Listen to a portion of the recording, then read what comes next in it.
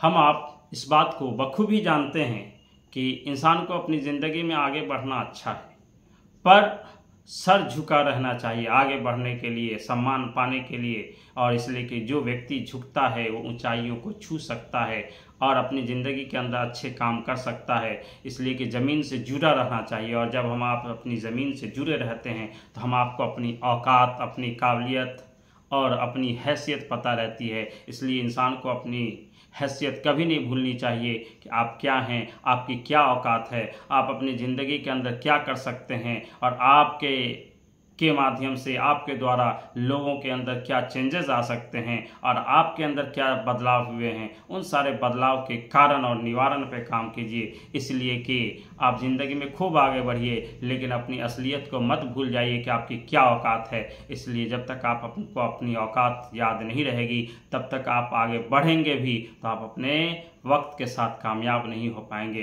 इसलिए आप अगर ज़मीन पे खड़े होते हैं तो आपके अंदर ये हिम्मत होना चाहिए कि मैं अपने बलबूते पे खड़ा हूँ, मेरे अंदर इतनी ताकत है, क्षमता है, मैं क्षमतावान हूँ, मैं किसी भी काम को या फिर अपने जीवन के सफ़र में हर समस्याओं को, हर चुनौतियों का मैं जवाब, मुंह तोड़ जवाब दे सकता हूँ। इसलिए हम आपको अपनी ज़िंदगी के अंदर के विभिन्न पड़ाव में विभिन्न प्रकार की समस्याओं के समाधान के लिए तत्परता दिखानी है और आगे बढ़ना है, और आगे बढ़कर अपनी समस्याओं का समाधान भी करना है। लोगों के लिए दिशात्मक दृष्टिकोण अपनाना है, खुद भी बदलना है, और लोगों को बदलने के लिए भी ये प्रयास करना है कि जब तक हम खुद नहीं बदलेंगे दुनिया नहीं बदल सकती है। इसलिए कि अगर हम किसी की तरफ एक उंगली करते हैं तो चार उंगली इस बात की ओर इशारा करती है कि आप पहले गलत हो। इसलिए किसी को गलत कहने से पहले उसको पहले अपने आप के अंदर झांकना चाहिए कि मैं गलत हो सकता हूँ। इसलिए हर इंसान को अपने आप के अंदर बदलाव लाना चाहिए, और जब कोई भी इंसान अपने आप के अंदर बदलाव लाता है